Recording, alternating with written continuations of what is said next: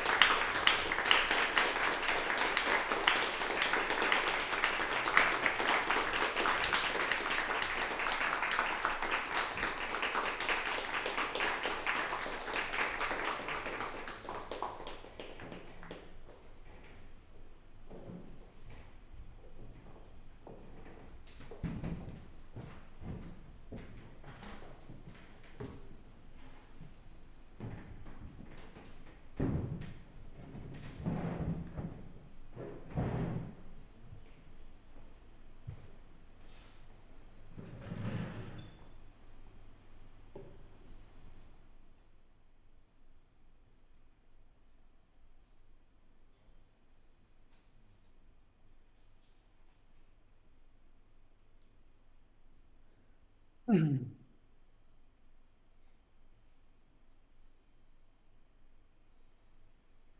evening, Alessandro. Hello. And good evening, everyone. So now we will have a conversation with Alessandro Perini. And I think in a few minutes later, we have opportunity to talk with our engineers who made this construction for the piano, and our sound engineer Илья and Vasily, who are talking to our audience and talking about this construction and this piece. So it will be in a few minutes later. And now I think we can start. And I would like to start with the question. What was your starting point in creating this piece? What does it mean, Epicentro? Epicentro is actually terminology from geology. So it's the inner point in Earth, in the soil where the earthquake is most powerful and kind of propagates. And if you have seen in this performance, the pianist was equipped with two contact microphones on the index finger, so she was kind of picking up vibrations that were excited on the piano by motors. So basically the idea is that she has a kind of device to pick up this vibration and let the audience hear them as if it was the fingers listening to this vibration. So the fingers become sort of a device to pick up this vibration, like a seismograph that picks up the movement of the earth and detects earthquakes, for example. So this was the main idea. Mm-hmm. And do you work by yourself, or your work is connected with engineers? How do you make these constructions, like in Epicentro? I learned little by little to use Arduino. Maybe I can show you some stuff. So I can show you the story of this piece, which comes from maybe actually it comes from this glove. This was 11 years ago. It was a hackathon in Malmö. Hackathon is a sort of competition, let's say, where you are divided in teams, so you don't know which teammate you will get, and you have to invent a device over a limited period of time. In that case was 24 hours. So with my team, I had this idea of having a device on a glove that will detect the distance of an object in front of your hand, and then it will become more and more strong, the vibration on your hand as you were approaching the object. So it will just tell you with vibration how distant your hand was from the object. So that could be used for visually impaired people, blind people. And then after a while, I received a grant to work on vibration in general, vibration with sound. So I did different installations. For example, this one, which is it's a chair with 8 different points of vibration that will make your body vibrate in different parts, and would create kind of musical patterns, but without too much sound. Actually, the focus was on the spatialization of vibration, so how to use the space of your body as a musical element to convey vibration on your body. And I did maybe 4 or 5 works in this area of vibration and sound. And then this was the last device that I did in that frame of research, which is basically kind of a glove, a prototype, with vibrating fingertips. So you could have kind of percussion patterns made by vibration on your fingertips. So you could have like a sort of percussion music for your fingers. And it was also imagined as a music device for people who cannot hear. So making kind of percussion music only for the tactile sensation and not for the ears. And also, I imagine it could be used also for long distance communication, imagining that there could be an alphabet made of patterns. So one person could be pushing their finger on some piezo sensors, and then the other person on the other side of the globe would receive these impulses as an alphabet, as a way to communicate between two people that are, for example, deaf and blind at the same time. So usually deaf and blind people can communicate with some special movements on the hands, so they communicate with tactile sensation. And this was actually the beginning of the idea of using Epicentro, because I could imagine connecting these vibration motors to the strings of the piano. And that's what's happening in Epicentro. There are 10 little motors that make the strings of the piano vibrate, and then the pianist is operating on the strings, but also on the pedal to make the resonance longer or shorter. And also, I will show you also this nice picture of mine with this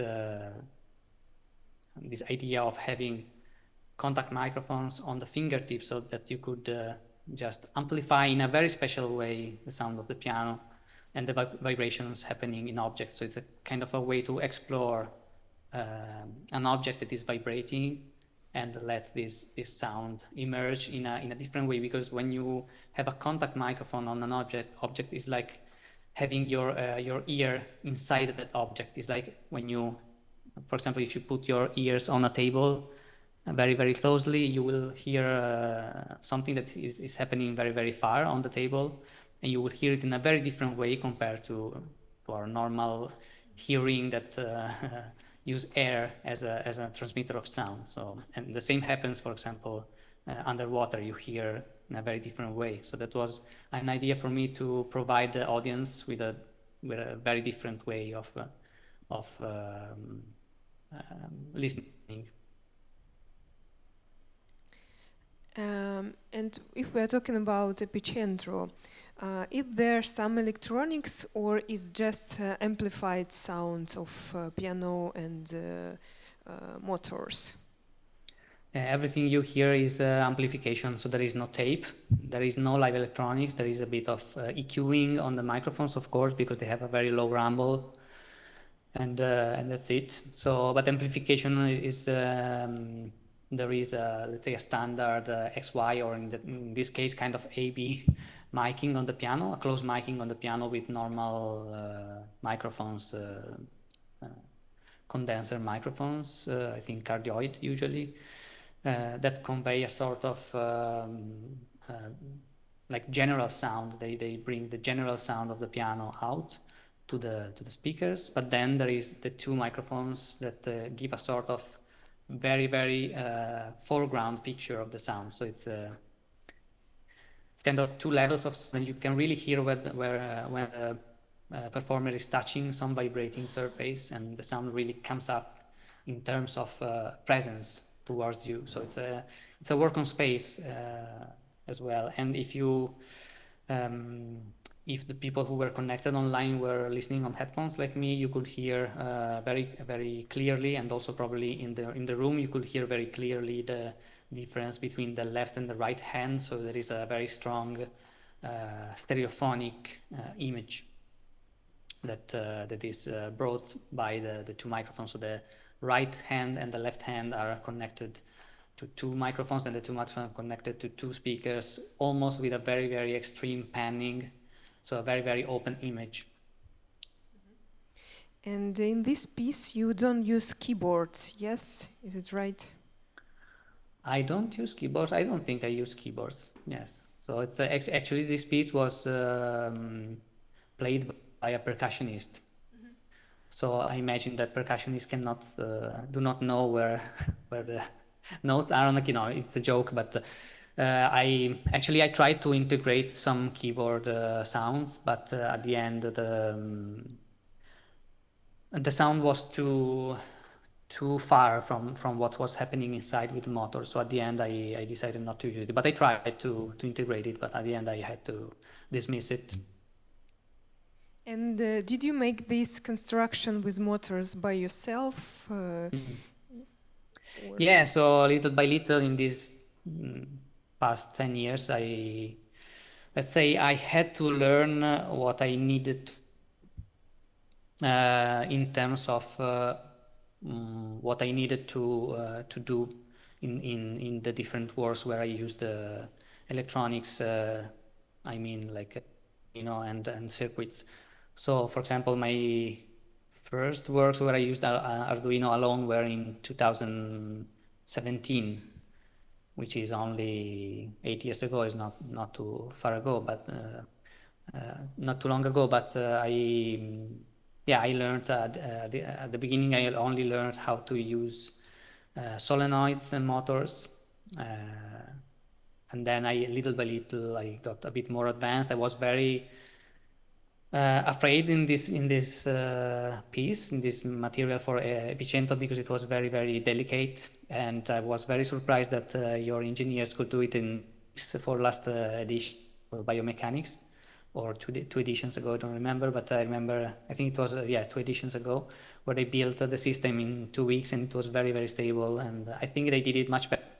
So I'm very happy, because I always okay, only me can provide the materials for this performance, but at the end I was very surprised and very, very happy that they made it, and it sound quite legit. So I'm really happy that they also made some improvement, I think, because they used a different Arduino that can accept MIDI messages, so they skipped one passage on the software, so they could just directly control the Arduino Micro, I think, with MIDI. So probably they're much better than me. So I only learn what I need to do, but there is people, of course, that can do it better than me. And thank you for your piece, because we like this kind of works that we need to build something or construct.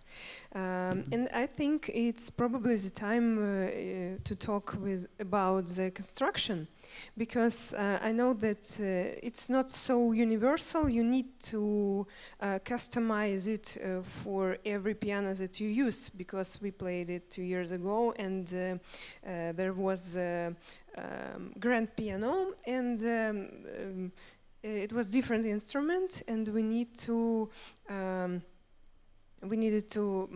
check the motors to every string that we use, and now we have a lot of time for rehearsals, because we customize it for this piano. Yes, and can I invite Vasily to our talking, and I think it will be in Russian, and I will translate some points of his talking. So, Василий, они могут рассказать об этой конструкции, может быть, как она устроена и что это за моторы такие?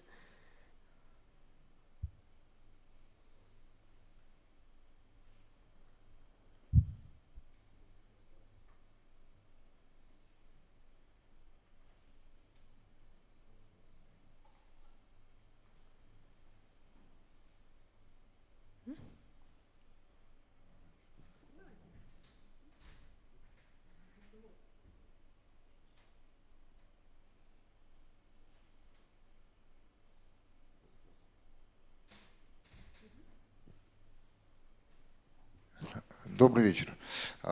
Добрый вечер. Так, а где у нас камера?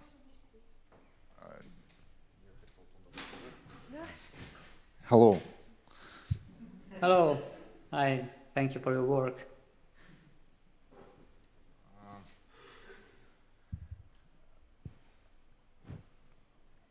Да, как эта конструкция, из чего она состоит, и вот, может быть, что это за моторы? So my question is about what kind of motors it is, and how does it build? Использованы были традиционно уже моторы вибромоторы от телефонов, которые работают у нас в мобильниках для сигнализации звонков. Эти моторы используются очень часто, и вот у Алессандро как раз их много, и они вибрируют по струнам в рояле. По большому счету мы просто повторили его конструкцию. Ребят, So we can show мы повторили его конструкцию, которая удерживает эти моторы. Вот их можно увидеть. Так, как раз вот они закреплены на... Сейчас. Закреплены на деревянной раме, которую, опять же, традиционно мы взяли материалы из обычного строительного магазина. И для того, чтобы моторы позиционировать, были использованы ёршики для чистки курительных трубок. Это не наше решение, мы просто это повторили. So we repeated some decisions of you, and it was motors from mobile phones that usually you can find in mobile phones.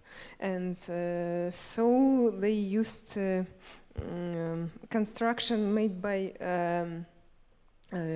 just wood and not something special. It's ordinary materials.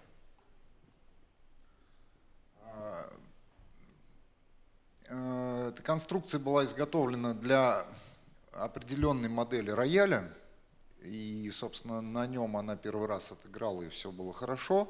Но мы столкнулись с тем, что у всех роялей рама, на которой держатся струны, разные. То есть разные расстояния между струнами. И поскольку моторы должны быть спозиционированы на определенных нотах, ну, в общем, пришлось поработать над этим для того, чтобы адаптировать оригинальную конструкцию под разные рояли. Вот. Ну и, в общем, наверное, дальше пусть кто-нибудь про электронику расскажет. Yes, thank you so much. It was a replic about the constructions that we adopted it for another instrument. And so I would like to invite Ilya for our conversation. It's our sound engineer that works with musicians, and maybe he can talk about the electronic, not electronic part, but the computer work with this sound material, and with work with microphones and something very special. Yeah, thank you very much for coming to our meeting, Alessandro. Ciao, thank you. Yeah, so I was mostly just operating all the computer stuff made in this piece. So mostly I was operating max patch that controls the motor, and most work was done by Oleg Makarov. I mean the Arduino part and all the connections to the motors, but all the setting with the player was made by me and Feodossia. So we spent a lot of time on calibrating all the motors, and also what we made with the patch, we, Oleg made some scaling for every single motor, because these motors are totally different. I mean, it's very hard to find two absolute same motors, because they are very small, and so the details could have a little less or a little more weight, and so in the same box you can find three different motors. One of them would be very strong, another one would be very weak, and so that's kind of normal. So to make some issue, to make some solution, we just made some scaling for every single motor to calibrate them to make them sound kind of similar. Yeah, so, and the patch works like we have MIDI loop inside the computer that sends notes from the author's MIDI track. It comes to the Max, and Max controlling the motors. So mostly that's all. Mm-hmm. And what is your work during the piece, during the performance? Do you control something, or what are you doing? During the performance, I just watch mostly and pray that everything will work fine. But most work is making before the performance. So also it was kind of hard to find the good way to place the contact microphones on the fingers. So we tried different stuff like Patafix or some kinds of tape, but finally we found something like it's two-side jelly tape, something like that, and it worked really well because every time you just pick it there and it really works, nothing goes wrong. Yeah, like Good that. to know. Huh? Yeah. You You should try it one time. What else? After we made all preparations with the fingers and microphones, we starting to calibrate motors. Firstly, their placement on the strings, because after, if we try to move the piano somewhere or something else, it always becoming a mess. So all motors moves, and it's kind of hard. Even this type of the construction, I mean these tiny fluffy strings that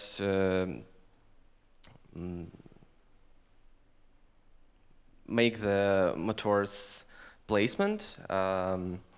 We have kind of much more hard strings, so it's becoming kind of hard to replace some motor to another string or something else. So it's kind of heavier, kind of stronger, but we find out that it not making sense actually. It's not getting really stronger.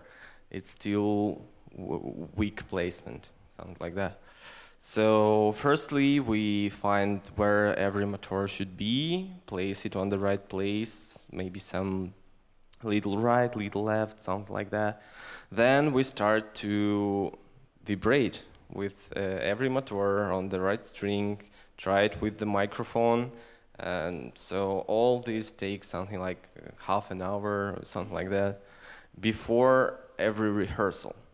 So yes, and you changed some motors because they were so hard. Yeah, this time we have to change 3 or 4 motors before the performance during the rehearsals, because what happening sometime is that one motor could work fine during all the performance, but at the end it becoming so hot that it's starting to disconnecting and not working on last 2 notes. At the bar, it's 10th motor, at the bar 633 and 651. And we really got issues with that during 2 rehearsals, and after we changed 4 different motors, only the 4th one worked well. So it's also kind of weird stuff. You need to have much more motors that you need in this. Probably. To try it. So Alessandro, do you have any questions? I just want to say thank you, because I know it's a lot of work, so I'm really impressed, so thank you very much for that. Thank you too for the beautiful piece. Thank you. So thank you, and maybe we have some questions from our audience, so please feel free to ask questions. Yes, but we need to give the mic. Okay. Yes.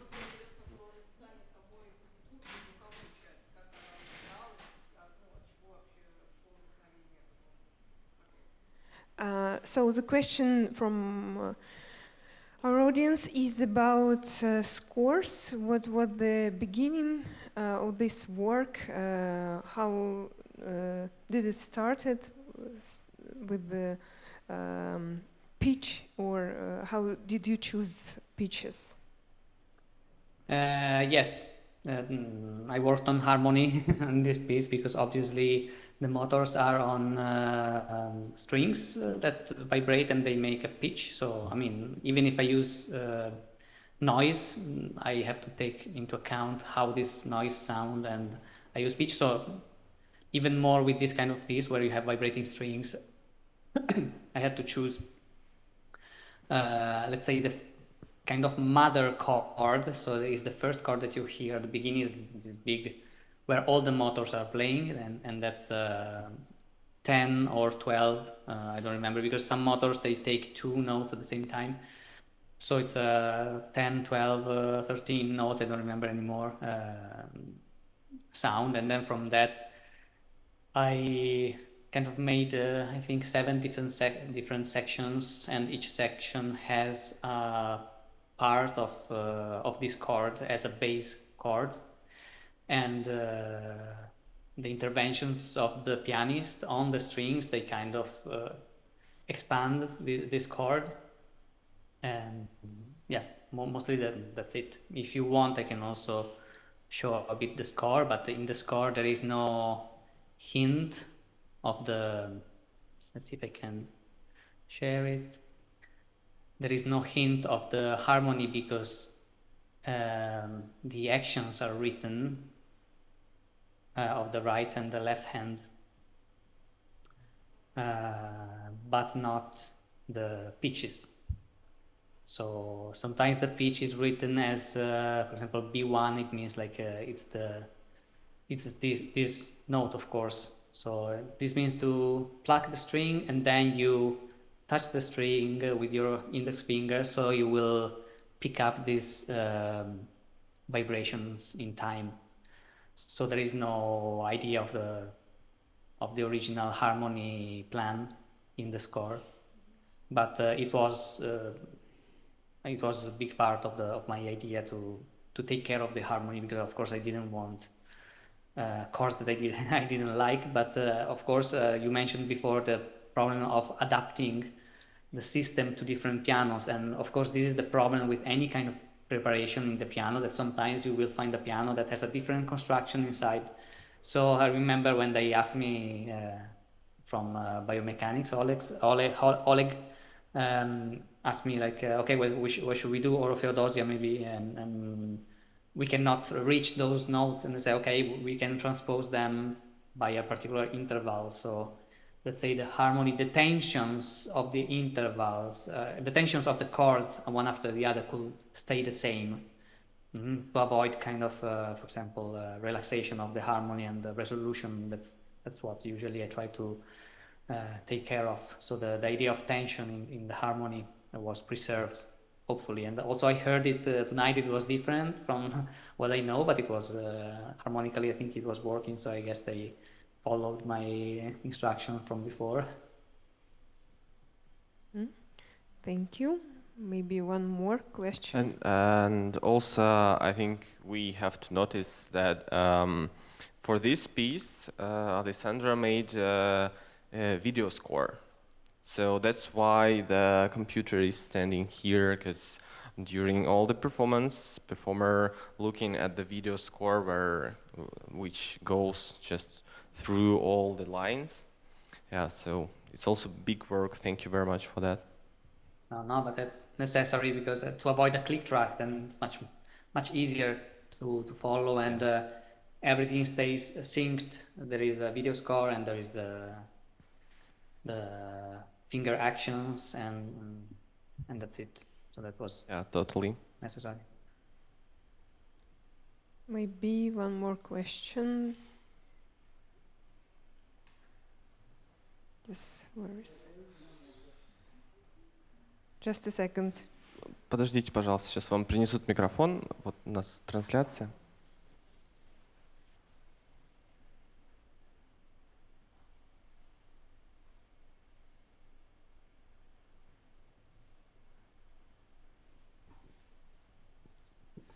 Yeah, thank you. My question is, it seems like you have a really long research, ongoing research with this kind of sensors and microphones, contact mics and other stuff. But I'm wondering in your other pieces, if it's like a brand new device or a brand new idea, how do you approach it? So if I'm wondering whether it's the instrument idea comes first, or maybe the character of the sound, and maybe can you talk using an example of something you're working on right now?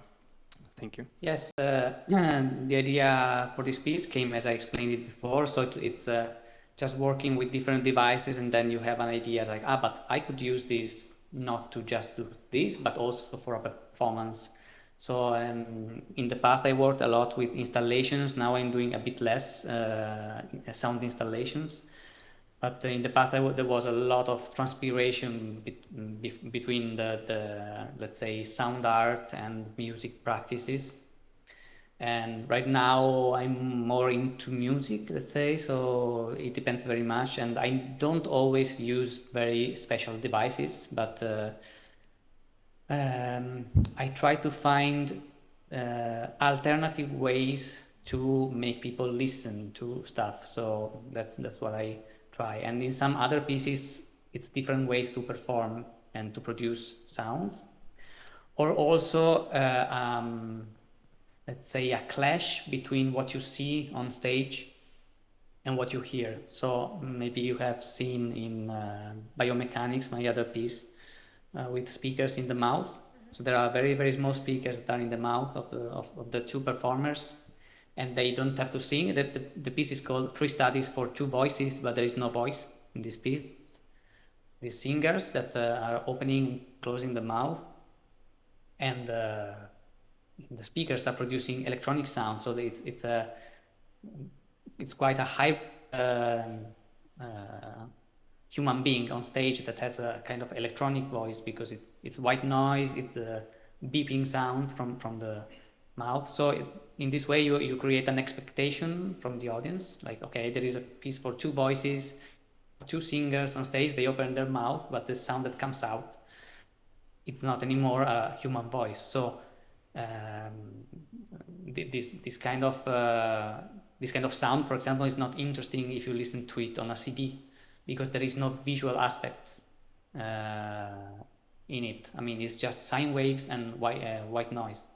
But if you see that it's coming from the mouth of a performance, that's a different thing. That's a way to create something new, I think, with a very simple materials, and that's a very hard thing to do, because I mean, it's very hard to do something new with very simple material, but it's very rewarding in some way, because you create a sort of clash of the senses. So it's this kind of stuff. And right now I'm working on a piece without electronics, without any device, only two clarinets, but they are connected together in a certain way. So the playing from one, it's a kind of collaborative instrument made with two clarinets. So I 3D printed some material to connect them in some special way, so that the playing of one performers will influence also the playing of the other performers. And yeah, that's it. I don't know, lately sometimes I like to think about how can I make an instrument where more people can play in a collaborative way. And that's even without wanting it or meaning it, one performer influences the playing of the other person. And maybe how can you explain the difference between sound art and music as a composer? Do you have different goals? Yes, it's a very nice question, because I've been thinking about it for many years, and once I was seeing these two practices very separated, and at some point I And I understood also with some teachers, let's say, that they told me like, why do you write on this piece as if it was electronic music, and then from now on it sounds like Berio? And so I was like, yeah, maybe that's a good point. And when I do sound art, I mean, sound art is an exhibition of sound, so you don't need to have the same grammar as you have in music. You are exhibiting something for your ears, for the ears of somebody else. You are making somebody listen to a sound, and sound is not necessarily music, in my opinion, because it can be not organized as music. But music has a lot of references also from the past, and in music you can have a form that in sound art you can sometimes leave behind. But sound art has another feature, which is you can, for example, enter and leave at will, and maybe the sound is working, is sounding forever, and you can just enter and leave when you want. And when you are at a concert, you sit down and there is somebody who enters, you have expectations. The performer will play, and at some point he will stop or she will stop. And then the piece is over and you have to clap if you want, otherwise you can boo or you can whistle or do something like that. But there is a kind of temporality in music which is very different from the one of which is totally not linear. And of course, a lot of people, even in the 70s or maybe even before, they tried to work with temporality. Even Eric Satie tried to work with the temporality in music that was much more near to sound art than to music. So if you want, I could say that probably the first sound artist that I know is Eric Satie, but maybe I didn't study enough, maybe there was somebody before. But yes, so that's it. The main difference, I think, are those ones. Mm-hmm. Thank you. Great. And do we have any questions? Yes. Yeah. Just to clarify for myself, first of all, thank you for a great piece. Thank you. And do you consider at time limited sound art as sound art? Is there such like 10-minute sound art that is performed on stage? Is it still sound art? I call it sound art performance. Okay. For me, is that art that doesn't have only visual aspects, let's say, but has sound as a central. So if you imagine an exhibition with a painting and an exhibition with sound, is the same thing for me. Then when we speak about sound art performance, I would call it like that. I'm trying to label things, but it's very hard because there is a lot of I mean, sound art is here and music is here, and this territory where the two blend is so big, so vast, that it's even difficult to label things. So I think it's also just a matter of labels. And of course, there could be a performance of sound art that is very structured and there's a very clear form and a very clear processing of the sound, and maybe the sound is just sound and doesn't have a story, and that's it. But maybe there is also performance with one only sound that reminds you of a lot of other things and has a incredible story that you kind of grasp about it, and maybe that's sound art. So it depends very much on the context, and sometimes it's very hard to define if it's in territory in the other. Maybe it's exactly in the middle, so people could fight about how to call it. Thank you. Welcome. Пожалуйста. One more. One more question, please. Yes. Сейчас Светлана подойдет.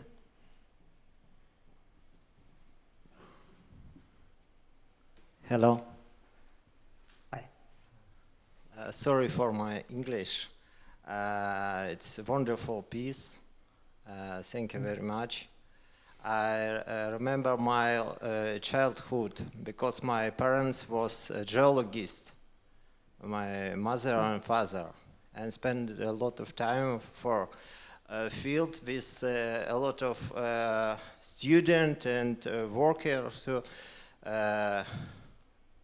searching, I didn't understand. It was like Epicentro. Epicentro, it's for me, it was magic. There listens vibration of earth. It's very interesting. It's music. It's like vibration. It's trivial fact. It's also it's your piece. It's like approaching for vibration. For me, it's very interesting. I'm pianist. It's all the time I listen to vibration. And my question about the shape, what's the idea of shape your piece? Shape. Shape, you mean shape, the form? Shape, yes, yeah, form, music form. Yeah, as I said before, everything starts with a big chord, which is a kind of the start of, and the rest of the piece is a big release, let's say. So it's really the idea of vibration, starting with all the motors working on one chord only, and then everything is a kind of release with some parts in the middle that are kind of getting back to the first percussion, but made by the piece of wood. But in general, I think I used actually, if you want to go more technical, I don't remember that much, but I'm sure I used a kind of series of 7 numbers, which is also the length of each section. So one section is maybe I used the first 7 prime numbers, I don't remember, but maybe one section is 7, the other is 5, and one other is 3, I don't remember exactly, to just have a kind of proportion. Then there was, of course, a lot of improvisation with the material, just to understand which kind of sounds I wanted, and then I tried to give it a shape that was, I think, this piece is one of the least organized, pre-organized pieces from my side. Others are much more clear regarding form. So this one is not only an improvisation, but it really came out little by little by integrating different pieces and trying to see how one piece sounds after the other. So it's probably my piece where there is the most instinctual approach, let's say an improvisational approach on the material, more than the thought of something. But in general, I follow this kind of idea of release after an attack, so attack and resonance, which is a very, very basic idea, and it's a form of many, many pieces, but of course every time it comes out in a different way. But thank you for your story about geologist parents. It's very nice. Thank you, grazie. Yes, maybe we have some more questions. I can see more questions, but maybe I have final question about customization of pieces. There is a problem because it's often doesn't contribute to the piece being performed when you have this kind of constructions or specific instruments, and because not all of ensembles may have engineers or technical capabilities. And is it important for you that your piece performed once or twice, or is it important to you to realize the idea just itself? In this case, the most important thing was to do this, to do the job, and I really wanted to hear it myself at least once. I knew it was very, very difficult to. I actually thought nobody would ever play it again. And also I didn't want to play it again because I didn't want to, it was a lot of stress for me to be sure that everything was working, and to, as your technician said, like to set up everything so that it was perfectly playing. And that was when we did the recording, and the recording went on a CD, and we did also a public performance, and that was what we did in Sweden. And I thought, okay, this piece now go on in the drawer, and nobody will play it again because it's too difficult. But then I was so surprised that when I sent you. When you asked me some years ago, like your organization CEAM asked me, like, okay, send us all your pieces that you have, because we want to reconstruct them during some years, and we will try to do our best. And it's like every time I put Epicentro, I comment a little bit. This is a very difficult piece to do. I don't know if you will make it, but if you can, if you want to try, you can try. But be prepared that it's very, very difficult to set it up. But let's see. And then they contact me 1 month before the concert, and it's like, maybe we will do it. I will buy the stuff. We want to ask you some stuff. Like it's very late. I mean, you're very late. It's only 1 month. But at the end, I was so surprised. So I'm just thankful that you put so much effort. And but I was very aware of the fact that it could be only played maybe once or twice. And I don't ask too much for this piece. There are some other pieces of mine that are very easy to set up. So of course they are played more. For example, the piece here in the mouth, it's already maybe the 3rd or 4th time that I played it in Russia, St. Petersburg, and so that is very easy to play. And yeah, it depends. I mean, sometimes the constructions I make for instruments are more complicated, and sometimes they're more easy. So it depends. Sometimes I have to send my stuff and hope that it doesn't break during the travel, and sometimes people can reconstruct it like you. And let's see what happens. I mean, so I'm open for anything. I'm just happy if the piece doesn't have only one life, but many others. So thank you so much, Alessandro, for coming for this conversation, and of course for your beautiful music. Yes, and Feodossia is here. Hi. Thank you. I just wanted to thank you for this amazing piece. And for me as a pianist, it was, I found that for me as a pianist, it is very important and interesting experience to have an opportunity to explore my own instrument, to discover new sounds, to discover new opportunities, to sounds it can produce. And it's just amazing because I liked to work I like to work with this piece, and I like to explore my instrument. I like to I can produce some sounds I've never imagined my instrument can produce. So I'm just very grateful for you, for your work, and for your experiments, and for all your art. And thank you. Thank you. Thank you for playing it. Well, thank you very much. Thank you so much. Thanks for having me. Thank you for coming, and we will be very happy to perform more your pieces. And thank you for your music. And so we need to stop our conversation. Yes. So thank you so much. Okay. Thank you. Till next time. Thank you. Bye. Ciao, ciao.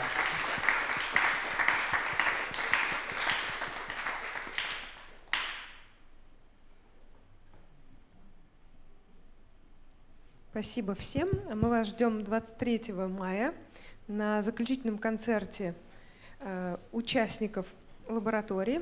Так заканчивается наша образовательная программа, но вместе с тем начинается фестивальная. И 23, 25 и 30 мая у нас будут различные импросеты с инструментами сома, с какими-то авторскими конструкциями, инструментами и девайсами. Так что следите за нашим расписанием, за публикацией в соцсетях, и мы ждем вас снова. Спасибо.